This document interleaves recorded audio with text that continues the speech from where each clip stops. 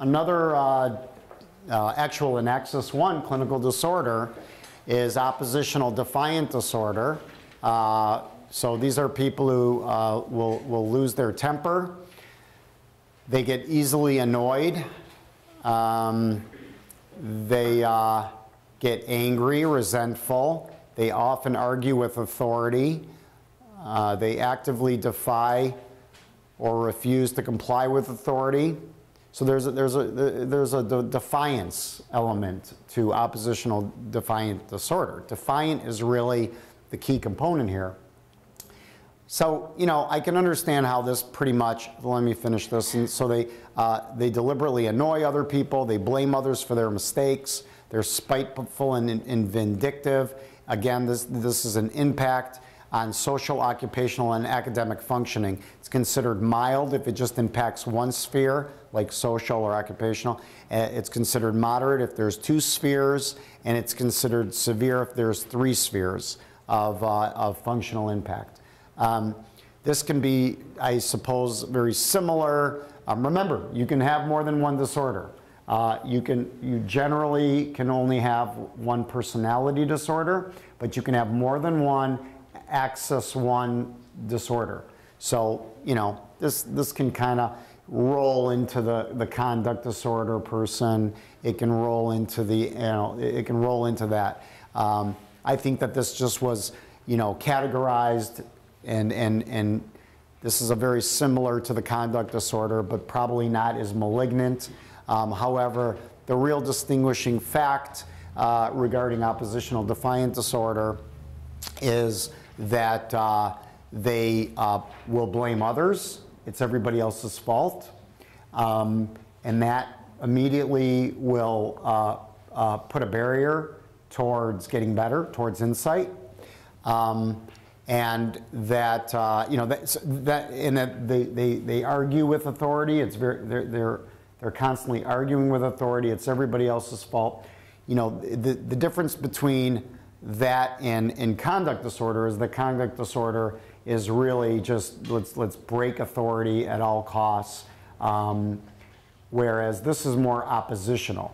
So it's not as malignant as conduct disorder, but there's this blaming others. It's not my fault. It's everybody else's fault.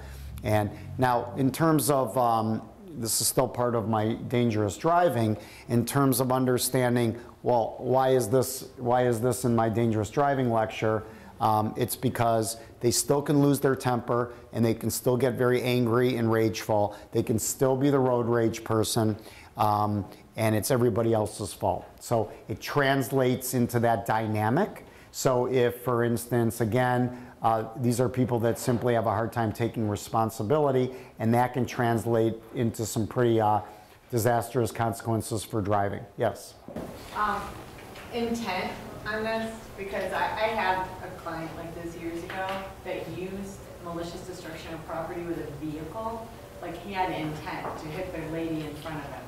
And, I mean, you went to his history, it was like 10 years of him hitting. Yeah. Specifically. Yeah, that's probably. Yeah, that's probably. Yeah. That was probably more conduct disorder. Okay. That intent to do bodily injury, to bully, to threaten.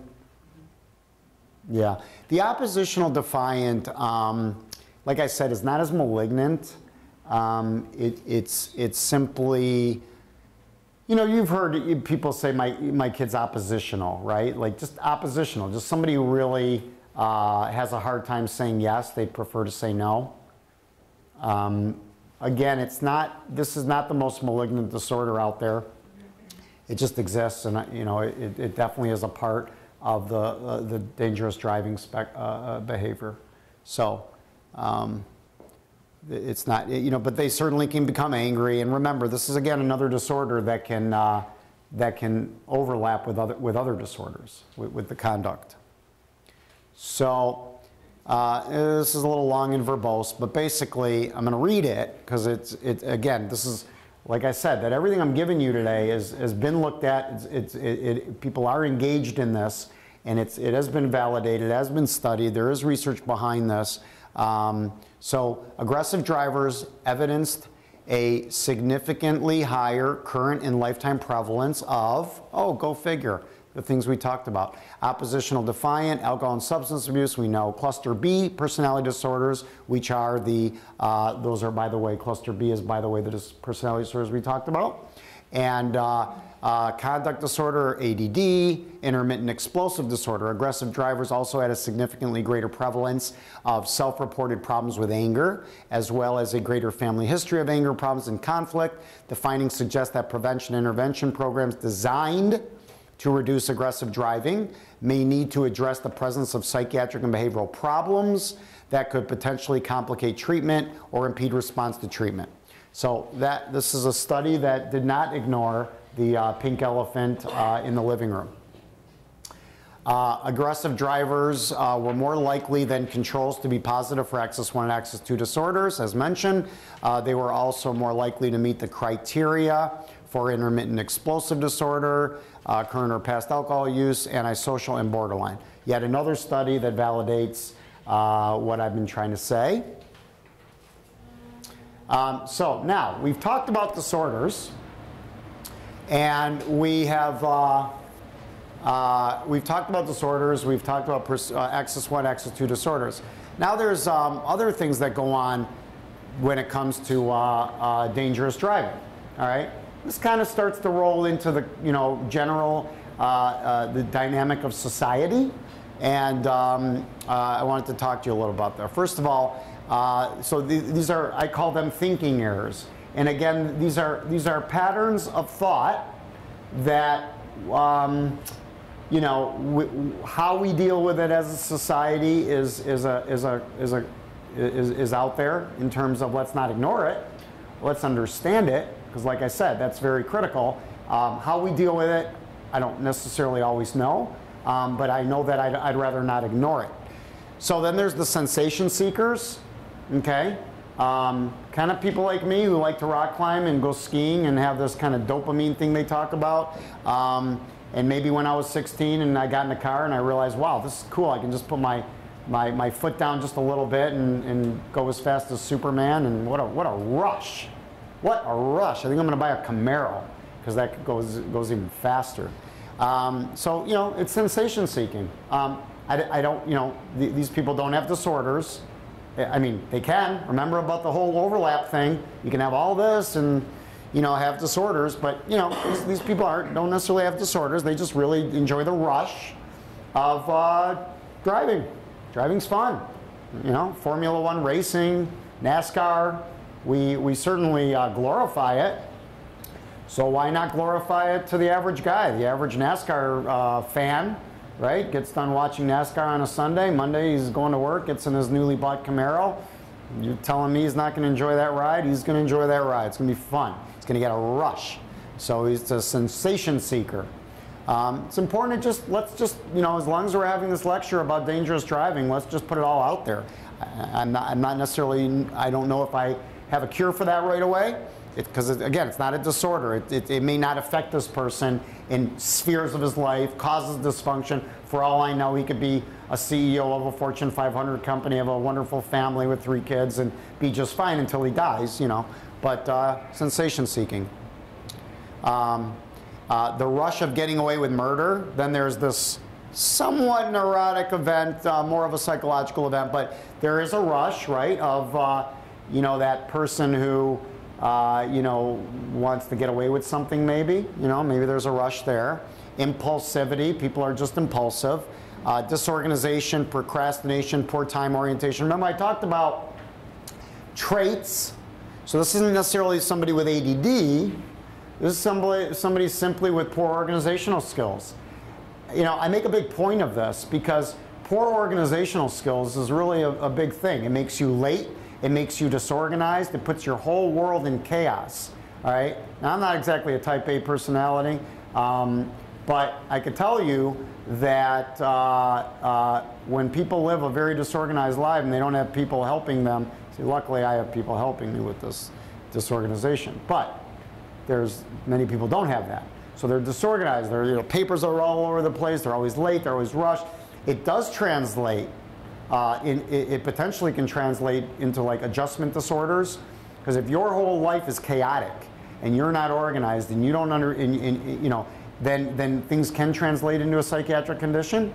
But more immediate, your driving may not be so wonderful because, again, you'll be erratic, you'll speed, you will not care about consequences because you're always late, you're procrastinating, you're simply disorganized. And to some degree, these are the people that, fail to comply with licensure and get their title and fix their street light, their tail light. We got tail lights for a reason, I suppose, right? Because if it's at night, you don't have a tail light, maybe it's easier to get in an accident. So, these are the people that potentially could be involved in that. Yeah, but, I'm putting it out there because they certainly can be dangerous drivers. False sense of security, oh, this won't happen to me. We're starting to get into cognitive thinking. Until something happens to you, it doesn't happen. It doesn't exist. Unless you do what I do every day, then you are kind of waiting for it to happen. Because again, my world is just, every day is just nothing but tragedy.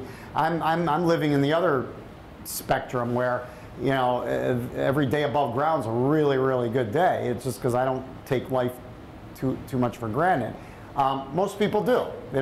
They're not psychiatrists or judges or probation officers or, doctors. Most people, just do other things in life as a job, and they're not really confronted with bad outcomes. So they walk around thinking that everything's cool and that this won't happen to me. So I certainly can, I don't see the point. Why not speed? Why not cut people off? Why not sensation seek? Because again, cognitively, I don't think anything's going to happen to me. That's probably like the #1 fear for putting teenagers on the road is because they feel immortal. That's why at 18, we send those people to the Army, and they got pride, and I'm glad we have people fighting for our country, but we're not recruiting 40-year-olds, And these are people who genuinely have a sense that, that bullet probably isn't going to kill me. I'm going to stand for my country. I'm going to be part of the Army. And who is that? Am I supposed to know that guy? But the bottom line is if they knew they were going to get killed tomorrow, they probably wouldn't join the Army. So they have a cognitive, a completely altered cognitive sense of, reality. They feel immortal. The Dunning-Kruger effect, it's a cognitive bias. It's basically when you think that, again, somebody else was the cause, you're not seeing yourself as part of the causative effect of your environment. It's somebody else's fault in a way. Anonymity, feeling powerful. That's an important thing to talk about. Anonymity, am I pronouncing that right? Anonymity. So, when we get in our car, we're not, we don't get to we really do lose this huge sense of empathy. Because I don't have to interact with you. I'm in this car. I get to see you through a window, but I'm not really interacting with you, right? So I get to swear at you. I get to act in a completely different way, and I'll never see you again. I don't ever have to. You're not my boss. You're not. I don't ever have to see you again. We act completely different as human beings when we're in a car, okay? And how we treat each other and all of that. So there's this huge sense of cognitive bias that goes on. Bullying, displacement of bad feelings. Again, not to suggest that this is an intermittent explosive disorder or cognitive disorder. Again, these are personality traits. So if I had a really bad day of work, I might take it out on people on the road. These are, not necessarily, it's just if I had a bad day, I might speed faster because I'm a little more aggressive. I might be more distractible, I might be more careless, and I might displace my bad feelings on the road. And then there's people who are competitive, somewhat similar to the sensation seekers, but again, winning at all costs. All right, winning at all costs, right? I'm going to be the first one through the light. That damn yellow light's not going to stop me. I'm a winner. It's either me or the light, and I'm going to win. So I'm going to make that yellow.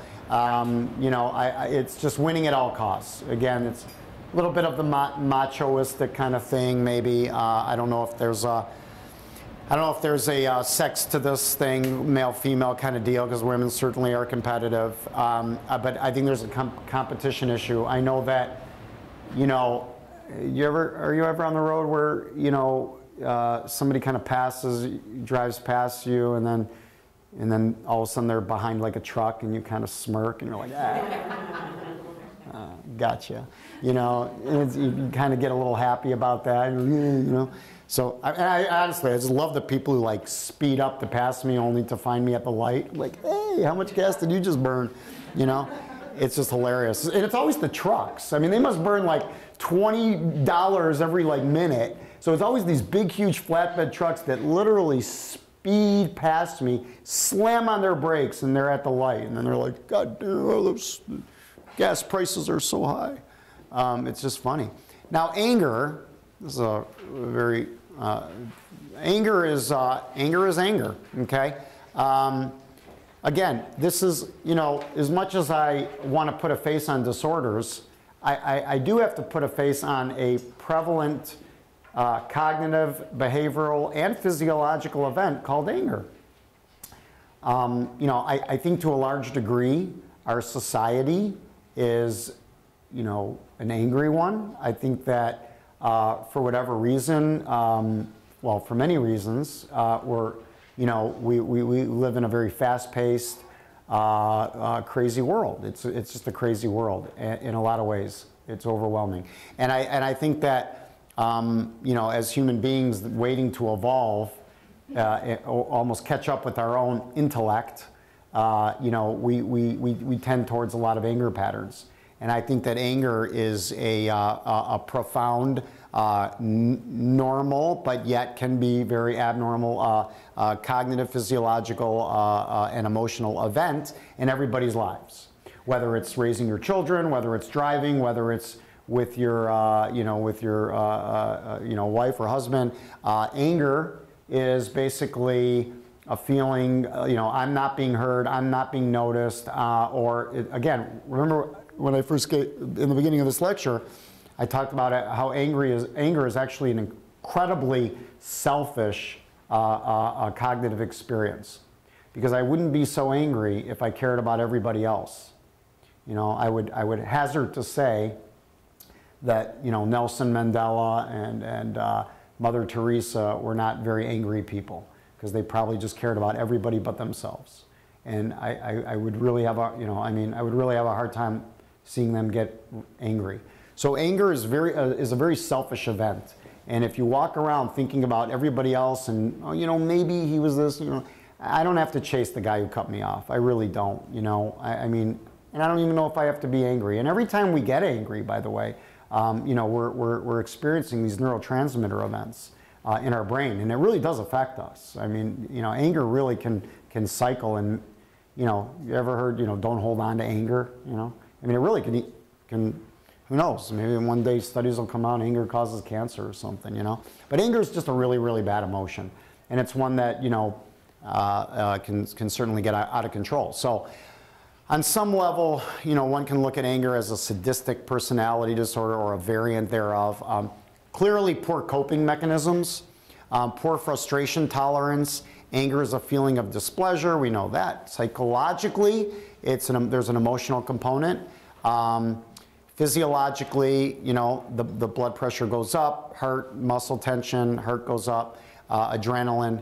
Cognitively, again, it's, we talked about that. And then there's this frustration. The biggest thing is that, you know, anger is natural and it's normal, and of course it becomes abnormal.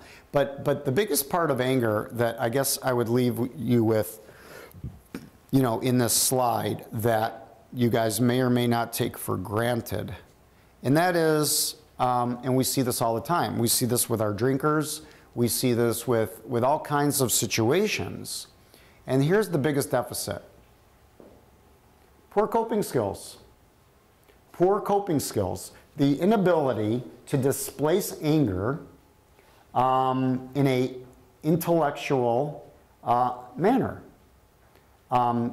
Allowing allowing this pattern of anger to get the better part of us and not being able to take at least 1 second and train ourselves how not to be angry. So again, you know, we're really having a talk about dangerous driving, and so anger on the road is a big problem. And I don't know, Jenny, do we get referrals to anger management courses with people who have, you know, gotten in trouble with speeding or multiple driving tickets or things like that? Yeah, not as much though as if they've had some sort of assault. Yeah, so, you know, it would be interesting to almost, you know, think about people and say, you know, I see that you have like 12 points and it's consistent and you're going to lose your license and all these things. I'm wondering if, has there been, I mean, I don't know how many of you ask, you know, what are your patterns of anger? You know, how angry are you in general? You know, I'm angry all the time, you know? I mean, I get up, my wife's, you know, complaining, and they probably leave the house angry, you know? And if they don't have poor mechanisms, you know, why not take it out on the road? I mean, you're anonymous, right? We talked about that in a slide. You're anonymous. You don't think you're going to get in trouble, you know? You don't think you're going to die. You don't think you're going to get injured. This is a great opportunity to take out your anger. You can press the gas and go really, really fast. And remember, I talked about, with the intermittent explosive disorder people, I talked about how after an event occurs, whether I've hit somebody, thrown something, broken something, I can now calm down. So again, anger has that pattern to it. So it always ends up in some fashion or form, and whether that fashion or form is going to be, you know, healthy or not, it remains to be seen. And so for people who have really, really poor coping skills, they're going to displace that anger on the road in ways that will clearly cause dangerous driving. So that's anger. So the point is, and then, you know, I'm amazed. I really think that a lot of people should go to anger management classes, you know, maybe even more so. You know, not just learn how to drive, or, you know, most of our class, you know, our classes aren't very, they're more behavioral. So, but a lot of people should go. And the domestic violence, you know, people get sent to domestic violence programs. Remember, Jenny, I always talk about this. I'm like, yeah, you know, I know we have a large anger management component, but, you know, a huge component of domestic violence is it's anger. It's anger. It's not, yeah, there's all kinds of other things, okay? I know what domestic violence is, okay? But anger is a part of it, you know? So you can't ignore anger. And you can't ignore the inability to have good coping skills. Now, many of us may take that for granted, okay? My brain injury patients, you know, they're 0 to 60 in, you know, half a millisecond because they've lost inhibition. And I spend, you know, months and months and years teaching them that the minute you feel that you're going to be rageful, that you're going to be angry, the slightest bit, you need to walk backwards and walk away from whatever situation you're in. Just walk away for 2 minutes, for 1 minute, for 3 minutes. Just walk away, then come back. They need to learn that. They don't have that at all, like physiologically. They don't have that. Many human beings that don't have a brain injury lack it, but they have it. They're just not aware that that's a really great thing to do. You know, we can talk about how to treat anger, but one of the very easy things is, first, try to teach people that to be a little less selfish in terms of their cognitive processes. And two, just walk away. You know, if you're still angry after 3 minutes, okay, but chances are you won't be. That the physiological event of anger is, you know, a large part of it is dissipated. And if you take away the physiological event of anger, you're left with maybe more of a cognitive experience, and that's not as deadly or malignant. Your chances are you're not going to strike out. You may still yell a little, you'll still be upset, but you're not going to break, hurt, things like that, maim. So those are all components of anger management. How many fish can we catch? Every catch can save generations. I've kind of talked about that we have to begin to look at all the possibilities out there that's killing people. So behaviors in driving drunk. Now let's just quickly talk about drunk driving. But here's the point. Here's the point. Drunk driving has you know, some of the obviously psychiatric and psychological events attached to it by virtue of alcohol disorder and substance abuse disorder.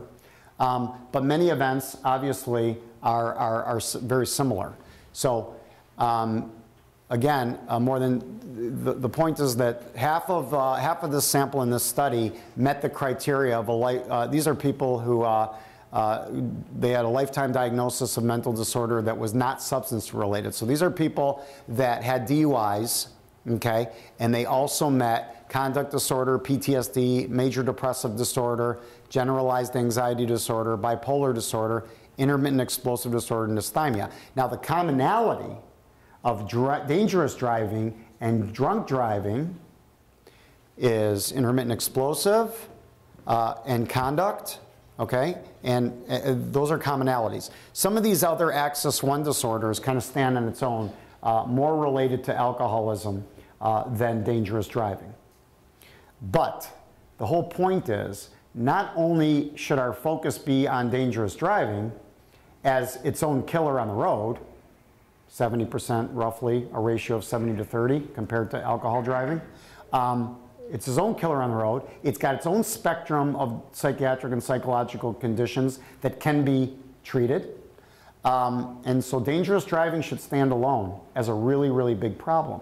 Now, I'm going to show you that let's pay attention to that. But let's also look at dangerous driving as a precursor to the drunk drivers. As Judge McMillan said, the people who are getting the DUIs are in fact not alcoholics. Many of them have something else going on. So if we paid a lot of attention to our dangerous drivers, we could prevent those potentially, those are our future drunk drivers. Because the person with, and I'll show you something. I'll go back to that in a minute. I want to show you something. All right, so these are the commonalities. Does it make sense? Is it a stretch? Do you think somebody with antisocial personality disorder who has a direct correlation to dangerous driving, is that the person, do you think, they're not, none of these people are alcoholics. There's no alcohol disorder, dependence disorder, diagnosed for any of these people right now on this slide, okay? This is somebody with an antisocial personality disorder who goes to a bar, goes to a football game. Why do I always blame the guys? You know, girls can do this. Who goes to, and they get drunk. Do you think that they would get in the car and drive? They have an antisocial personality disorder. Don't make me go all the way back up to the slide to show you that they care less about events. Of course. So if we go after antisocial personality and call it a disorder, and we go after, let's say, the first 1 or 2 or 3 or 4 events that occurred in that person's life that had nothing to do with drinking, but had everything to do with dangerous driving, do you think we could catch one of those fish in the sea?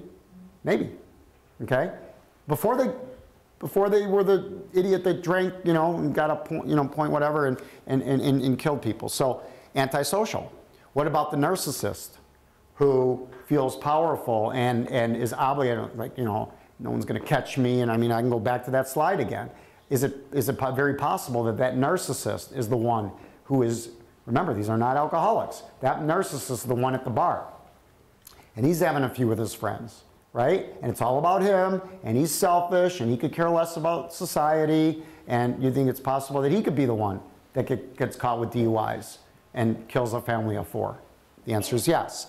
The person with ADD. Now, ADD, again, has a very strong preponderance to substance abuse disorders, so ADD needs to be looked at that way. However, a person with ADD who is impulsive and inattentive and not thinking about consequences and losing detail, is it possible that he could be the one who doesn't have a substance abuse problem but is drinking and is with friends and everything? And again, big lecture on ADD. I can give another 4-hour lecture on ADD about the social ramifications of ADD, lack of self-esteem, lack of fitting in. Well, if you don't fit in and you're impulsive and you're hyper and all of that, and everybody's drinking, you're going to drink.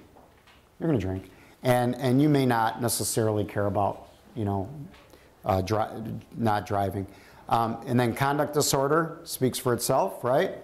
Oppositional defiant disorder, people with disregard for the law, right? This is a personality disorder. It's not an alcoholic. Is this the person? I can go back up and show you what that slide looks like. Is this the person that could drink and get in a car and drive? Everybody would agree. Okay. Bipolar disorder, this is, I'll get into that slide. It's an axis 1 disorder. I didn't talk about it so much for dangerous driving, but it should be considered. But again, this could be the person that can, in a manic state, can clearly get in the car and drink and drive. So these are people who are dangerous drivers, but can become drivers while impaired. They can become the drinkers. They are precursors. These people need to be looked at. Maybe 5%, maybe 10%, maybe 20%, maybe 30% of all of our DUIs could be prevented if we cared about dangerous driving. Because maybe dangerous driving is a precursor, just like cholesterol is a precursor to heart attacks. We care about cholesterol. Why do we care about cholesterol? Well, because you could have a heart attack. If you didn't have a heart attack, you wouldn't care about cholesterol. Not everybody would be on Lipitor. Okay? The reason people are on Lipitor is because we care about heart attacks. So if this is the heart attack, how come that's not the cholesterol? How come we're not caring enough about dangerous driving and the underlying pathology behind it? You didn't know. No. Well, now you know. Let's change the world, everybody. All right? That's all I want to do. It's very simple. Again, similar, sensation seekers, the rush of getting away with murder, impulsivity, thinking errors, impulsivity, false sense of security. Yeah, this is kind of the you and me's, the average kind of person who doesn't necessarily have a disorder, but clearly can translate into drinking. Now, here's some. I just wanted to quickly touch on the axis 1 disorder that is more directly related to alcoholism. And I just wanted to just leave you with major depression and bipolar disorder, not necessarily the dangerous driver, okay? Clearly a high prevalence for alcoholism, and therefore a potential prevalence for drinking and driving. Anxiety disorder. Anxiety disorders have a higher prevalence in the population than depressive disorders. We hear about depression, okay? And you know what's really interesting is I bet you everybody knows about, we've all heard about panic disorder or panic attacks. Everybody hears about panic attacks. We've all heard about post-traumatic stress disorder. Okay. Maybe some of you have heard about generalized anxiety disorder. These are all anxiety disorders. How many people heard about social anxiety disorder? A few, okay? But not everybody. And it certainly doesn't cloud the media and blah, blah, blah. It's more of a, and you want to know what's interesting? Out of all the anxiety disorders, there's what, like 5 or 6. Out of all the anxiety disorders, social anxiety disorder is the most prevalent. It's the most prevalent. More people have social anxiety disorder than post-traumatic stress or panic. Now, again, another lecture, all right? But you know, what does it mean to have social anxiety disorder? It means you're socially anxious. It means you feel judged. I mean, I can go on and on. Again, another lecture. But it's a profound event. It's a profound event. Now, here's the fascinating thing. What cures social anxiety disorder? Yeah. It's the only way to survive. It's the only way to live in the world. It's the only way to disinhibit. It's the only way not to feel self-conscious. It's the only way not to sweat and to freak out when you're around people. Okay? I think the combination of social anxiety disorder and then state-dependent learning is the biggest problem we have with that, that young adult population. So they start drinking because of that, then they learn all their social skills while they're intoxicated. They can't replicate them, and it's just a downward spiral. Downward spiral. Downward spiral. There's no doubt about it. Now, I wish there was a psychiatrist on every corner. I really do. One that speaks English and gets the social and cultural norms, by the way. And I really do wish that, and unfortunately there isn't, because the truth is social anxiety disorder is hugely treatable. I mean, it's serotonergic meds just make a huge impact on the treatment of social anxiety disorder. I mean, it's profound. So I mean, you can treat probably 60%, 70% of all social anxiety disorders with antidepressants. And they won't necessarily have to drink to feel normal. Yeah, and then in the meantime, they're doing a lot of Xanax too. They're doing a lot of Xanax. And, you know, again, to some degree, benzos under the control of a good psychiatrist, monitored and all of that are okay because you don't have the euphoric states. And again, if I do maps on everybody and I watch every single patient, and not every psychiatrist or family doctor will do that. They just kind of roll out the benzos. Benzos are great drugs, okay? But they have to be used in the right way. So that's a dilemma, and there's no doubt about it. But psychotherapy, and again, most importantly, you know, so many people with social anxiety disorders they don't know they have a disorder. The thing is about therapy. Therapy is very similar, or forms of therapy.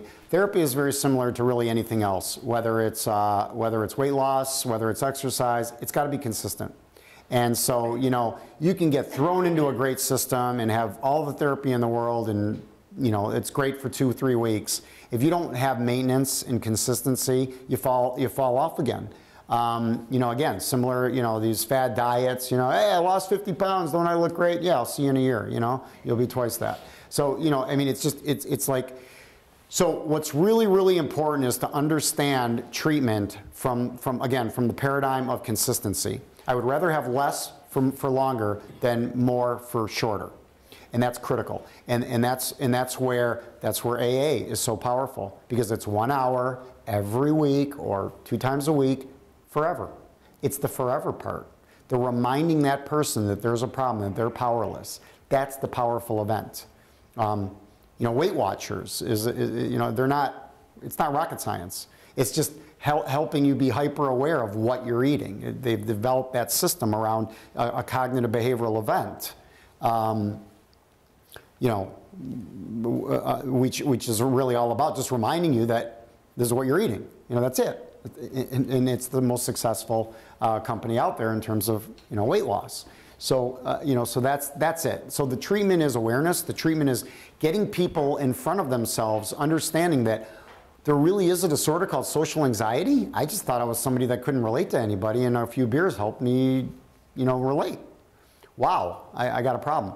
And remember that these become problems. They get in trouble. So we can't ignore it. I don't ignore it. People come to my office. Whether you guys ignore it or not, that's up to you. But we can't ignore it as a society. Remember, you're the first line of defense. You really are. And people aren't waking up in the morning saying, I got a social anxiety disorder, before I drink and feel normal again, I better call my local psychiatrist. It's not happening. They get in trouble. They come to you. It's important that you recognize it. And this way we can begin to help people. So they kind of stand on its own. The anxiety disorders and the affective disorders do roll into substance abuse disorders, which roll into drinking and driving. But we talked about all the things about dangerous driving and how it relates to drinking and how dangerous driving relates to drinking and driving. I'll just read this quickly. There are a wide variety of characteristics common among DUI offenders, including anxiety, depression, inhibition, low assertiveness, neuroticism, and introversion. There is also a more specific personality type found, typically more antisocial, among repeat DUI offenders. It is not uncommon for them to actually be diagnosed with antisocial personality disorder. Low social responsiveness, lack of self-control, hostility, poor decision-making, low emotional adjustment, aggression, sensation-seeking, and impulsivity. So that was a study done by blah, blah, blah. It's down there in the corner. Feel free to look it up. But again, we are aware of it. It's been studied. It's been validated. How much of it is embraced in the judicial system is a big question mark. And how aggressive are we going to go after it? Among personality traits is kind of a similar thing. It was just another thing that, again, validates and substantiates everything I'm saying. I'm going to do the summary, and then we'll take another break. I'll finish up with treatment. Dangerous driving kills more people than alcohol. The people who drive dangerously may be the same ones who drink and drive. Okay, let's take a 5-minute break, and then I'll get you back in 5 minutes and we'll finish up. Now that we're more aware of things out there for people. And now that we can put a face on it and label it and understand it, well, maybe we can now potentially do something about it. But remember, 80% of the battle is, kind of won if we can recognize that it exists. Remember the whole AA thing. I've only repeated myself 100 times. I mean, 80% of the battle is to just put a face on it. Know that it exists, right? I mean, even drinking and driving. Sociologists are eventually going to be able to look back and say, it was probably more powerful that society was aware of drinking and driving as opposed to just punishing. Or all the, think about how many people don't drink and drive, not necessarily because there's a repercussion, but just because they now know that, it can actually kill somebody. Probably 90%, if not 99% of the population aren't drinking and driving because they're now aware that there's a correlation between that and injury or fatality. Really bad things, 40 years ago, I mean, there was actually a saying, I'll have one for the road. Yes, Jenny? And I chime into this growing up in the generation that was part of, when I was really little, I remember grandparents would drive with a beer between their legs all the way through to, by the time I graduated high school, it was taboo to drink and drive. I would say for me and for my generation, a lot of it, the way I looked at it was, you did not want to go to jail. You did not want to get an MIP. You did not want to have the drunk driving, and people would have parties where you specifically just collect the keys that are being seen on the carpet. So it became not just the fear of dying, but the ramifications of jail and then possibly not getting into college. Right. Well, but more importantly, like I said, but it's not about that. It's more importantly, what is changing, what is saving more lives than all of that is the fact that I am not going to drink and drive. And it has nothing to do with whether I'm caught or not. It's that I would be embarrassed to do that. I would be a social outcast. And so again, thank God, 99% of us are fairly healthy individuals. We respond to the social, Absolutely. I would say for my generation, absolutely, it's just one of those things you just don't drink and drive. Obviously there's outliers, but for the most part, the people that I know, right. If you're having a party, there's somebody that's a designated driver. Right. You're just not going to do it. Because again, even if you knew you were going to get away with it, you'd be too embarrassed to do it. Now, okay, somebody may have a beer or two. No one's going to get annihilated and get in a car, okay, because they've been convinced that doing that will probably lead to death, and maybe even more importantly, it would be such an embarrassment. First of all, no one's going to get in your car, and secondly, you're just, we've created a cultural change. It's embarrassing. I'm not going to go up to somebody and say, I just drank a lot and I just drove. It's embarrassing, and embarrassment is potentially a very, very strong, motivational component. So the whole point is awareness is huge.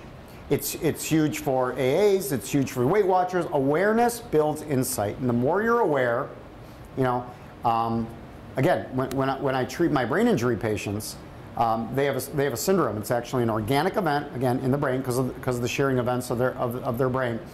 It's called anosognosia, and it's an actual event where they're unaware of what they do. They're simply unaware of their behaviors. They're unaware that it's like a really bad form of denial. It's an organic state of denial, if you will. And they're completely unaware.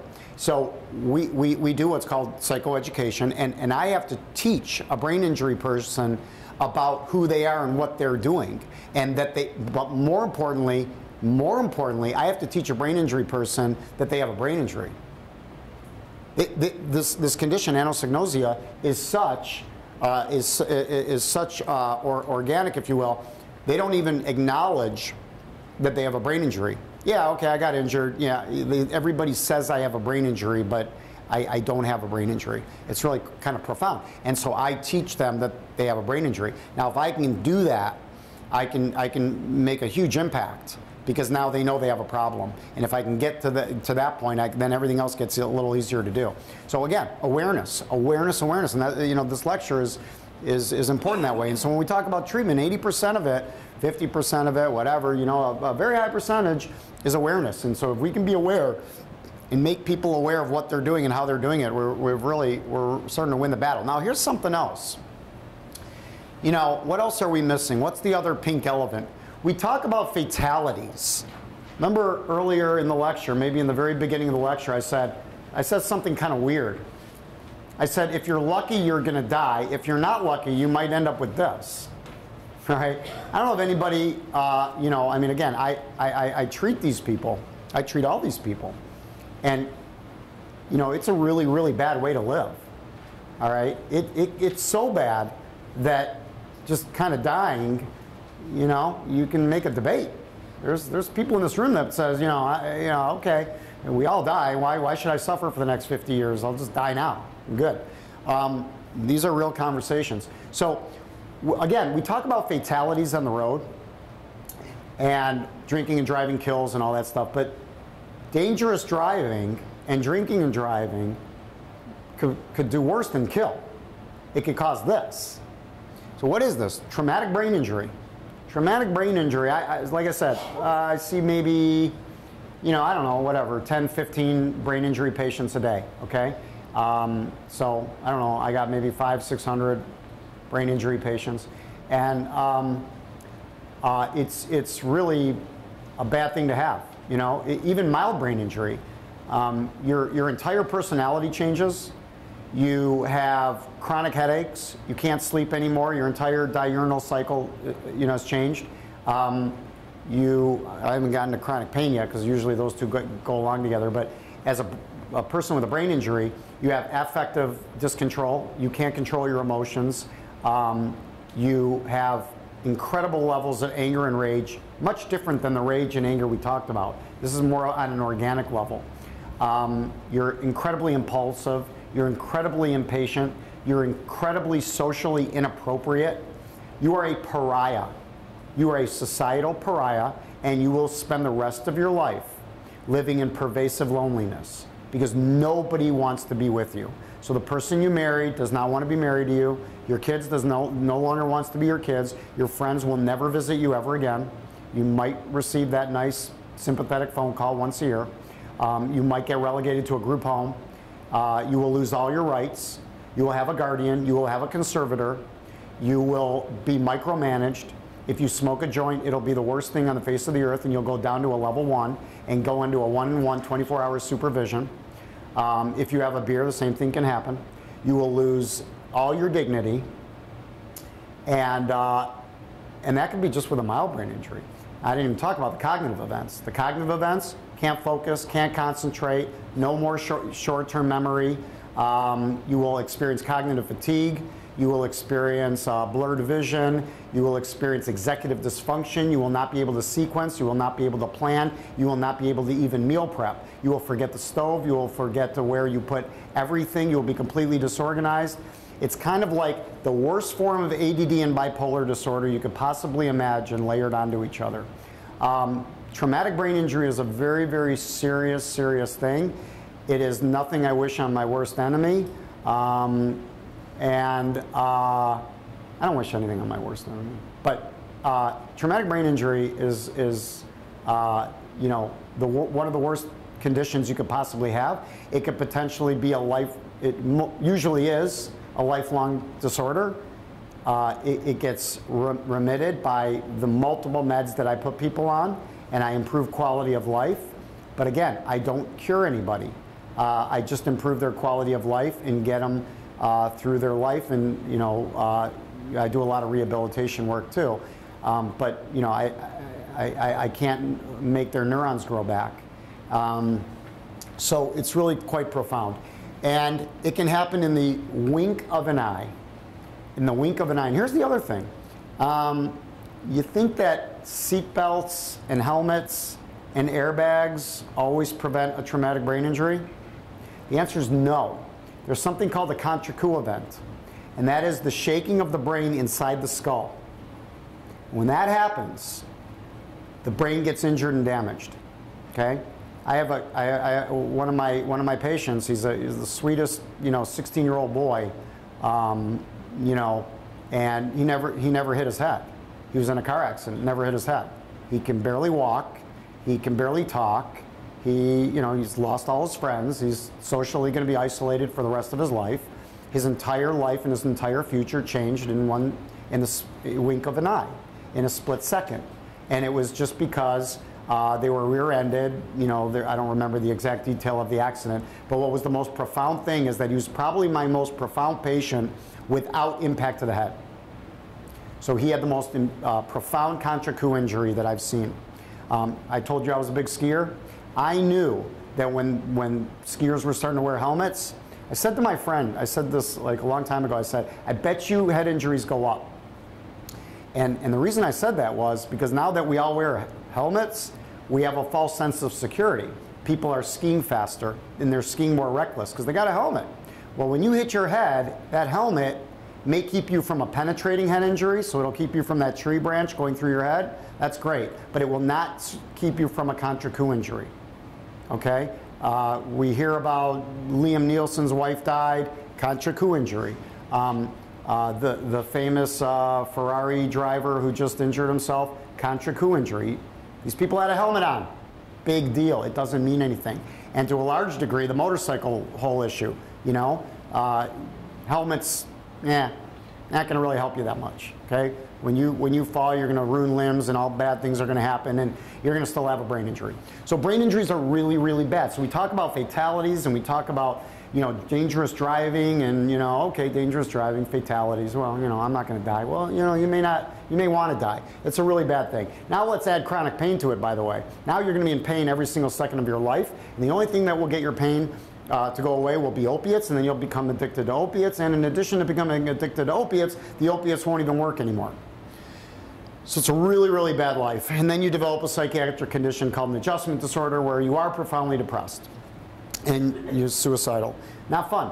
And this can happen in the wink of an eye, in a split second, and it can happen by a dangerous driver. So again, I want to use the word dangerous driver, and as a founder of Advanced Behavioral Rehab as a company, I said, you know what? Maybe I'm not going to be alive for this, but why don't we put a face on the dangerous driver, just like we put a face on the drunk driver? And why doesn't somebody maybe in 30 years from now or 20 years from now, maybe in 5, really start to feel embarrassed if they're driving a car in a reckless manner, or if they're really, why can't we as a society look at a car and respect it for what it is? It's a 3,000-pound weapon. It's a weapon, okay? Just like a gun.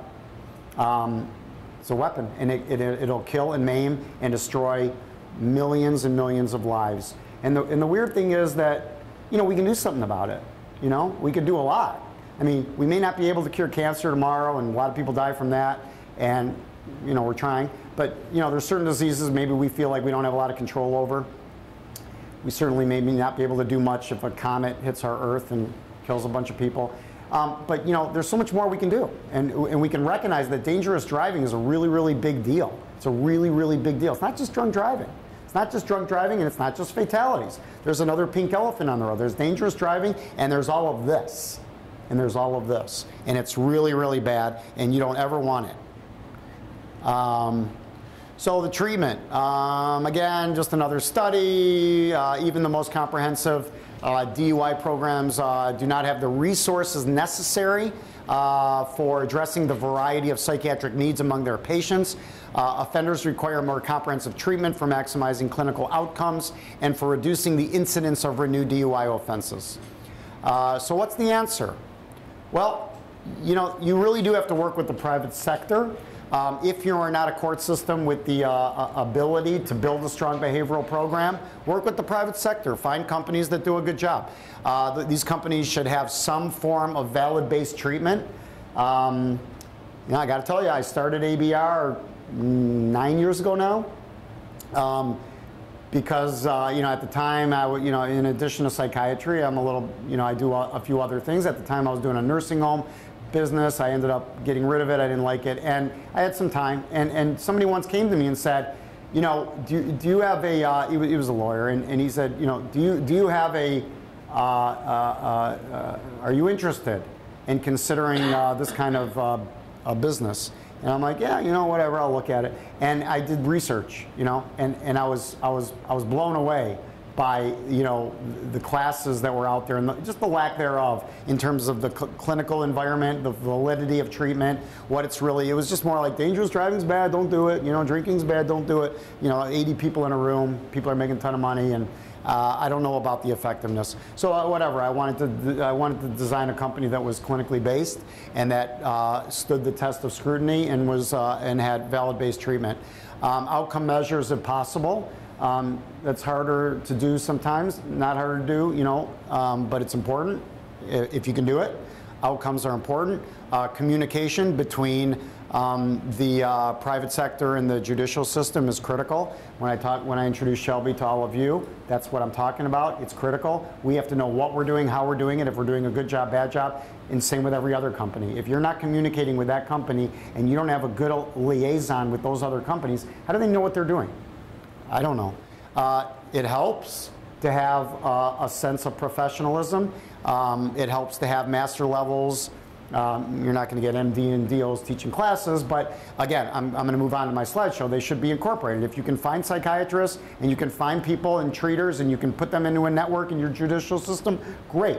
I once in a while get a call, you know, we want you to see this patient or whatever, but you know, I know there's insurance issues and money issues and all of that, but people are spending all their money on lawyers. You know, everybody, when somebody gets in trouble, they're spending a lot of money. And I don't know what percentage of that dollar is going to mental health. You know, so, you know, everybody's like, oh, well, he doesn't have insurance. Well, yeah, you know, you didn't have insurance to pay the lawyer.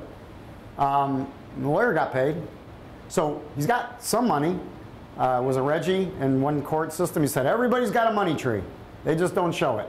So even the biggest hard luck cases, you know what? They got the money to buy alcohol. They got the money to buy cigarettes. They got the money to buy cable. They probably have HBO. I don't have HBO.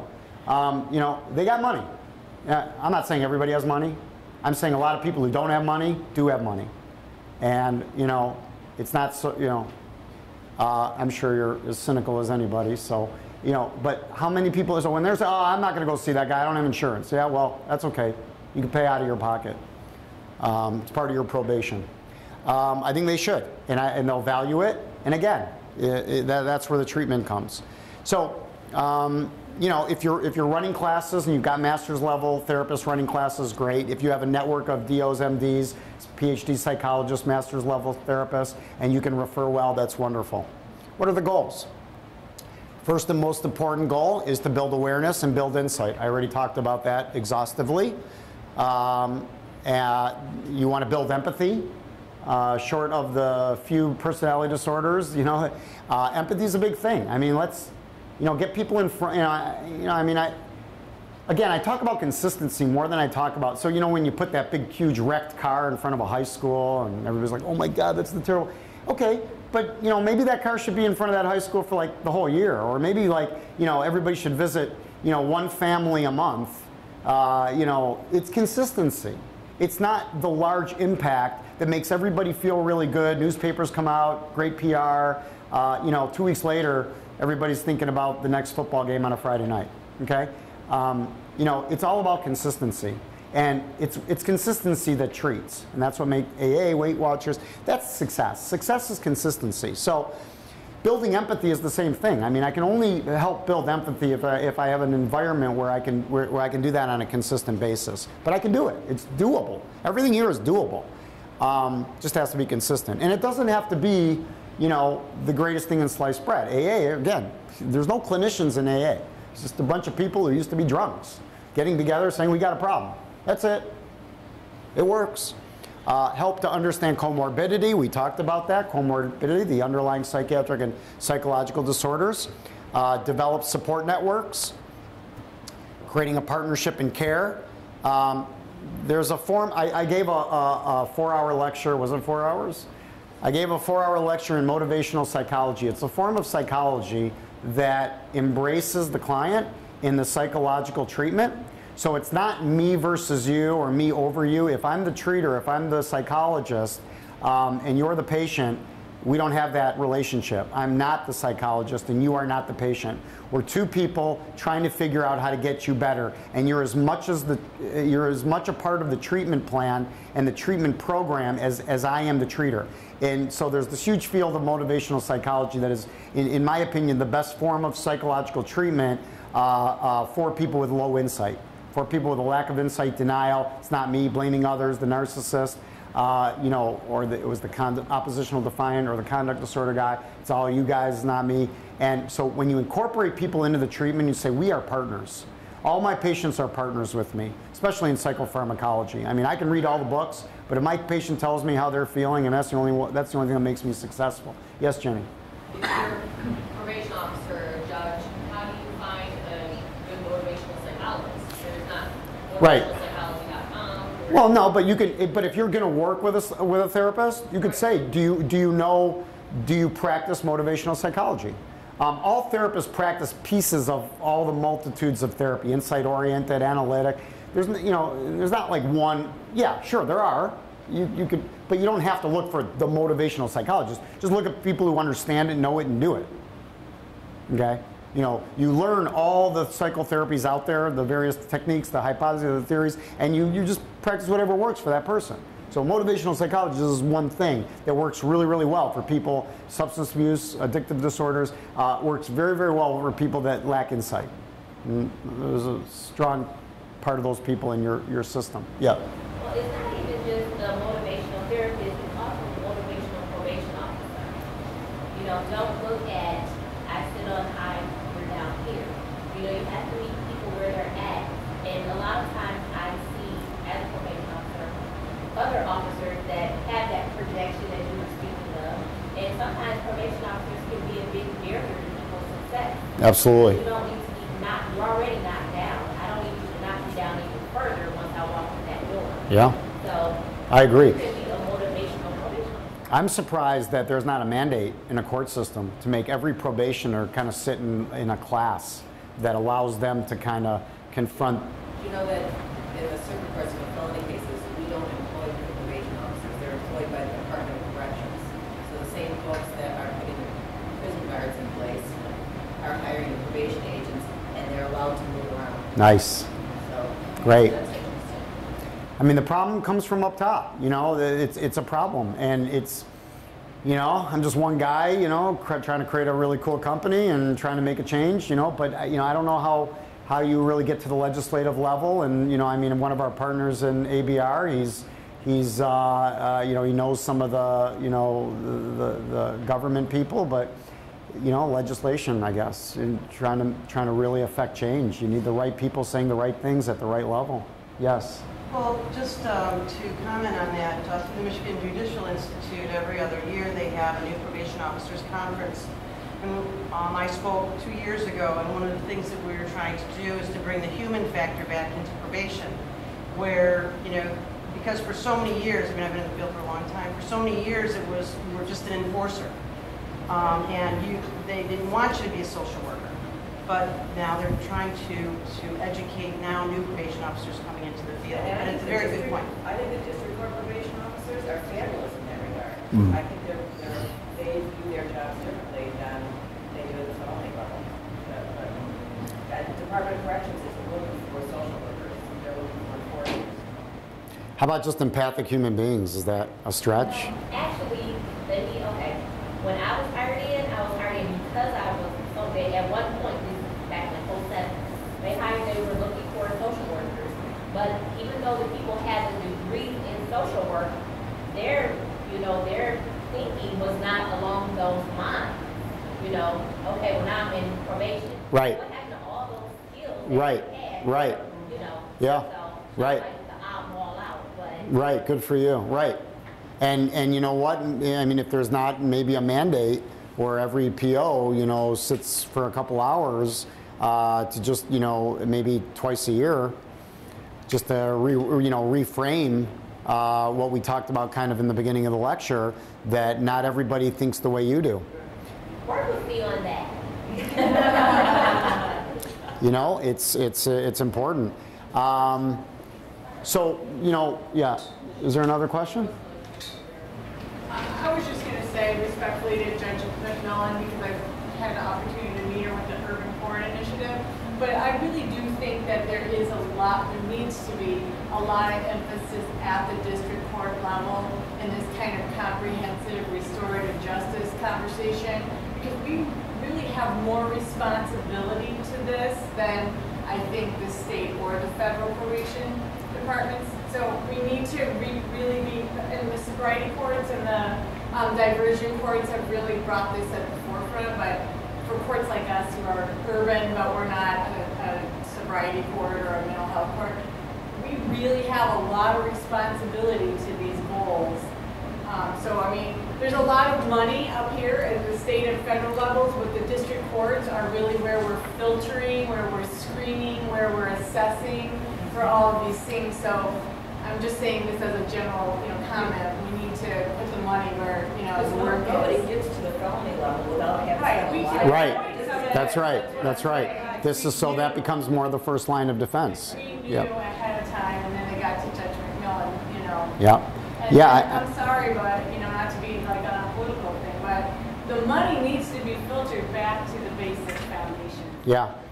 Yeah. I mean, I agree. And remember, companies working in the private sector, whether they're independent, good therapists that you've networked with, or there are other companies like ABR or whatever, utilize them. And quite frankly, again, everybody has a few bucks, and come to a company like ABR and say, can you create, I mean, when I first started, I created this huge non-realistic programming, and then I went to the course and they're like, no, we need you to do something in 2 hours. I'm like, okay, because if all I got is 2 hours, or if all I got is $50, I'll do what I can do, but it's better than nothing. Right, but we need to screen, and that, I mean, you do have to be creative if you're from a district court, I'm talking about. Right, exactly. You have to be extremely creative, and have a comprehensive, cooperative environment using the private and the public now, which back in the 80s or whenever, when we go through these waves. Yeah, right. Talking to the private sector about any screening or services was like voodoo, everybody did their own thing, and we were all little islands, but it's not like that anymore. Right. And we have to be open. Right, you got to be open, whatever works. So I talked about motivational psychology. So like I said, whether it's a behavioral program that lectures or does whatever, or it's an independent psychologist, it's important to kind of focus on a few things. Again, the field of motivational psychology running through as a fiber in treatment is important.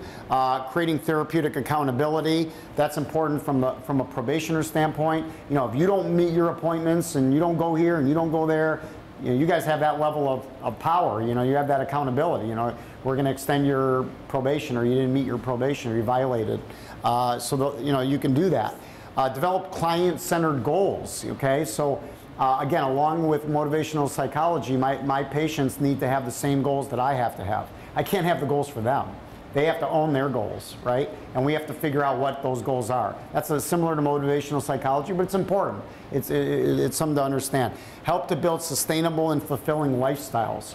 Lifestyles are out of control, they're disorganized, and these people that we are talking about who constantly get in trouble with the law, they're not people like you and me. They have an unsustainable lifestyle. So from a social work perspective, it's important to really look at people from a holistic standpoint, okay? Yes, there's psychological and psychiatric underlying disorders, but there's also another mechanism out there, your lifestyle. It's completely disorganized, messed up, irresponsible, financially not sustainable. I'm trying to rescue a good buddy up north. He tried to sell me these 2 paintings he inherited from his dad, And I'm like, if you got to sell me your paintings that you inherited from your dad, you're not leading a sustainable lifestyle. Let me figure out what to do for you. So, that's important. So sustainability in lifestyles is also an important thing. That's not a psychiatry thing. It's a holistic thing. It's a human thing. Education. So we start with education. Classes that can attend to discussion and offer personalized feedback. They should have the ability to do that.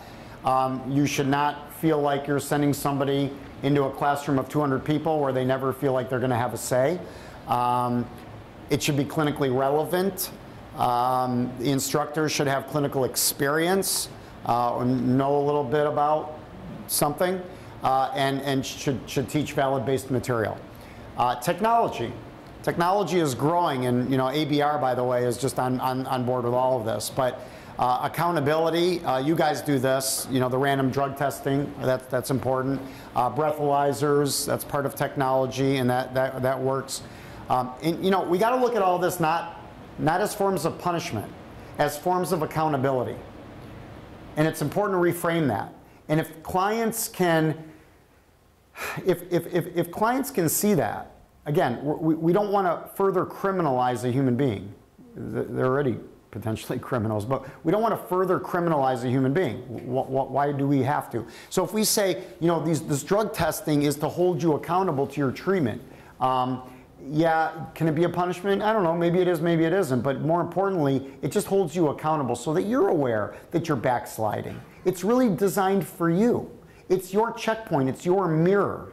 We all get up every morning, right? We go in front of a mirror. That mirror is for accountability, okay? Because without the mirror, none of us would be so well groomed. So a mirror is an accountability. The random drug testing and the breathalyzers and all that, those are just mirrors. Those are external aids, if you will, to a person's psychological inability to have insight. And they help to build insight. Oh my God, I didn't realize, And like, for instance, at ABR, we have this black box technology. We put, there's like 2 or 3 court systems that really embrace dangerous driving. And they're court ordered to have a black box in their car. And we can monitor their cornering, their braking, their acceleration, their handling. We can monitor all that. People don't even realize they're driving like complete morons. And we're able to come back. And then we have auditory feedback, real time.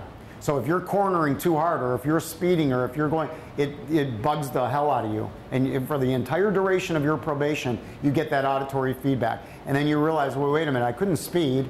And then we have the report, too, by the way. So we can go to the probation officer and say, hey, he was speeding, he was doing 90. So imagine that you're forced to do 70, you have to get to work. Now you have to organize better, plan better, and you realize that, you know what, even on a bad day, you're only 5 minutes late.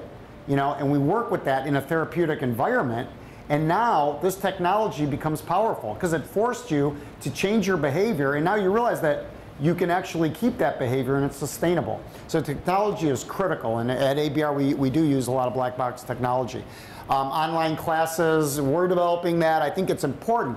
I know that at one point, like a year ago, Jenny was running around asking POs, what do you think about online classes? It was kind of poo-pooed. People were like, not necessarily. But you know what? At the end of the day, if I can get more people listening to classes and building awareness who are, whether they're in the remote areas of the state and they can't get to a class, or they're going to go to some schlocky, person that's going to teach nothing, or if whatever it takes, if I'm not hurting anybody. I'm not wasting anybody's time by making them sit in front of an online class for 2 hours and engage in something that can raise their level of awareness and build insight. I'm not hurting them. And it's cheaper. So if we're talking about, a shorter money tree in the backyard, and we're talking, I only got 20 bucks, whatever. Okay, good. Guess what? We got an online course for you. We think it's pretty good. We want you to go check it out. I guarantee you I will not kill anybody running online courses. Support forums. ABR just had an epiphany. We had this really cool epiphany. We're building support forums. So people who get in trouble can now stay in the ABR system and be part of a forum where everybody gets to support each other. Domestic violence people get to actually support each other. They get to be part of, they understand each other, okay? They get to work with each other, and we get to monitor that, and we get to really, so I talked about consistency. I talked about the brilliance of AA. We're trying to incorporate that into ABR and trying to build something where we have more support forums. So I want to compel everybody, I guess, to bring patients to us, because we're never going to let them go. They're always going to be part of something that will be supportive. And that's where we're going to affect change. Internet-based referral sources. I'm just showing you technology. Professional treatment. Again, I talked about psychotherapy. Psychiatric care. If there's a psychiatrist on every corner, great. Group therapy and family therapy. If you can engage the family, that's awesome. If you got people who do family therapy, that's awesome. Building good, healthy family relationships is critical. If you're getting arguments with your children, you're getting arguments with your husband or your wife, you may drink, you may have poor defense mechanisms. The family unit can have poor defense mechanisms, right? There's this amazing, yet another 4-hour lecture, there's this amazing dynamic within family. There's the child who's the stereotypical child, then there's this child. Children all play different roles, and the wife. And so, you know, just because you have children and get married doesn't mean you know what the hell to do, okay? You know, so really most people don't. You know, how do you maintain a family? You know, how do you raise children? Like, who went to school for that? You know, so, you know, that's really amazing. I mean, why do you think, you know, the divorce rate's high and all these things are bad? Because no one went to school for that. We just had kids and got married. Forward thinking, punishment versus rehab. Does the current system work? Recognition of the precursors to drinking and driving. What are we treating? How are we treating it? Where do we want to spend our money, time, and resources? How many fish can we catch again? You guys are probation officers. Is there group therapy for the helpers? Is there group therapy for the probation officers? We talked about building empathy. Maybe the empathy starts with some therapy for you guys. You're on the front line. Are you cynical? Are you defeated? Are you helpless? Are you tired and overwhelmed? And then lastly, change your paradigm. You're not showing up at work, working with thousands of cases, thinking that all 1,000 are going to get better. Your reward is that maybe 1 in 1,000 gets better because of your, all that work that you do, and you save one life or you change one life. Maybe that's it. Maybe that's really the ball in the game. You know, we live in a society where everything is very, you know, I pay for this, I get this. Everything's very linear. Everything's, you know, the Asian societies and cultures are not as linear. You know, the big picture of life, or, you know, let's get rid of non-linear, you know, American thinking, American culture is very linear. Everything's very linear. Maybe life isn't about linearity. Maybe life is about some other kind of interesting paradigm. And that speaks really leaps and bounds to your job, okay? Because your job is to, you know, to work very hard and not feel so helpless, because, again, if you change the course of just a small percentage of what you do, you're impacting generations. So you need to, like, meditate on that, go to work with that, you know, so the next day you go to work and you're like, oh God, not another, you know, people that will never get better or want to get better, they're going to go to prison. It's not about that. It's about the one person you can change. But that requires a lot of effort. It's not going to happen because you're not working hard. It's going to happen because you're working really, really hard and thinking about these people that might have these personality disorders or psychological events, or really caring about dangerous driving, like we talked about. I don't want to leave after 4 hours and, you know, I wish I had, you know, 300 people here, and I wish I had legislatures here and senators and congressmen. I mean, I wish I had that, because, you know, it's a small room. I commend, I don't think the judge needs these CU credits, but she's here. And there's only one judge in this room. And believe me, we put out the message. I don't know why there's not another 50 judges here. So, you know, we need to care about that. We need to care about dangerous driving. We need to care about the fact that, you know what, the next TBI patient could be your loved one. And if it's not your loved one, it should be somebody that you should still care about as if they are your loved one.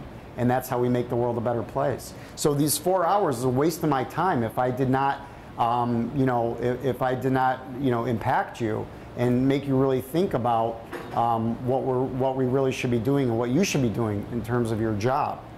So I'll leave you with that. I hope you have a great Friday, and we're done.